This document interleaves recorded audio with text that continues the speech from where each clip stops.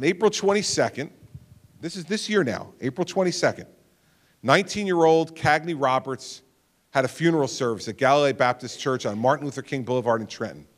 Roberts was murdered on April 9th in what was believed to be a gang-related shooting.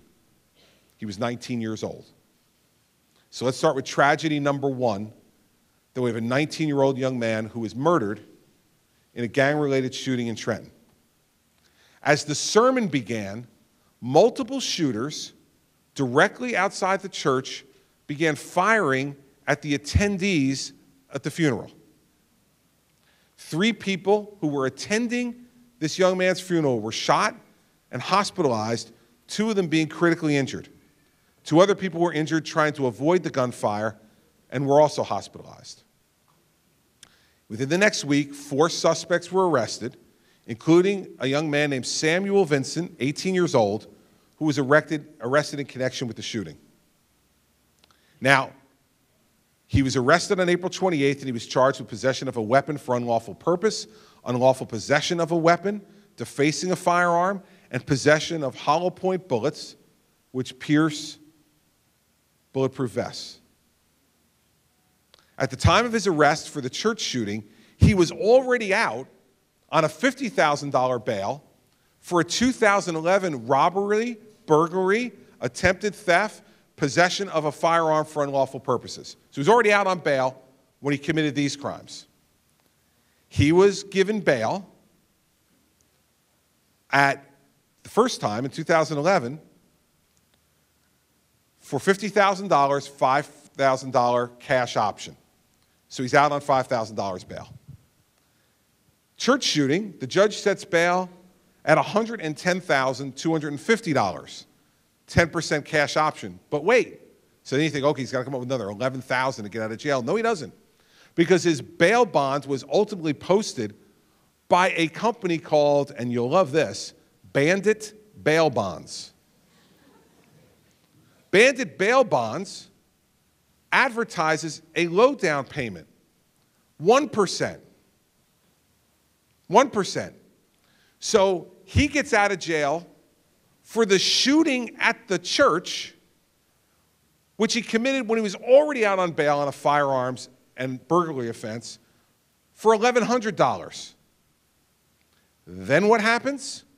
Stay tuned, because on June 12th, our guy, Samuel Vincent, then is observed by Trenton police operating what they know to be a stolen vehicle. So they go after him. He flees along the canal path. They block the canal path.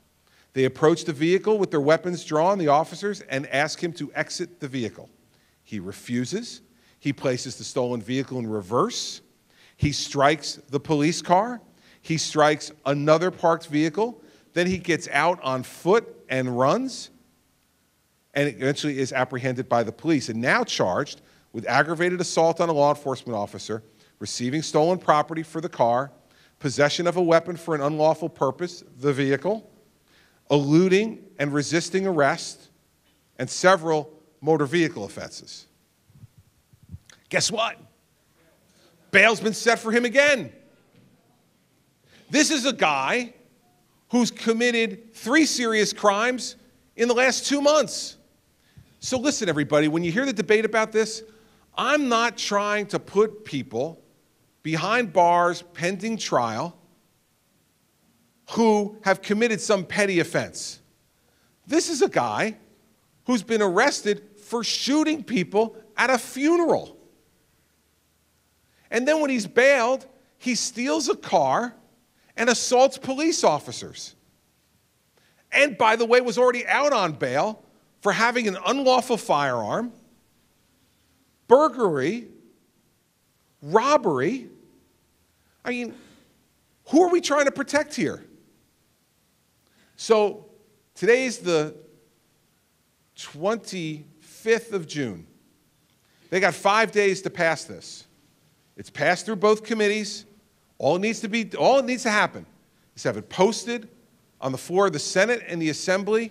If they pass it by June 30th, I will sign it on July 1st.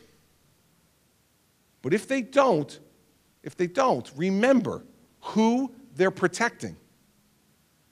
They're protecting the Samuel Vincents of the world, who, by the way, has a presumption of innocence.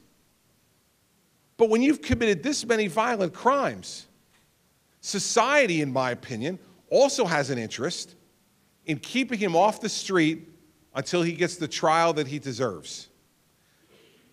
He could have injured those police officers. He's been involved in shooting and critically injuring people, allegedly, at this funeral. We can't have this. We have enough violence in our cities already. Let's make our city streets safer for the people who live there and work there. And by the way, this is already what the federal government does. Under the federal system and the U.S. Constitution, judges are allowed to take into account risk of flight and dangerousness to the community. Only here in New Jersey are they not allowed to take into account dangerousness to the community. It's wrong, and it makes no sense.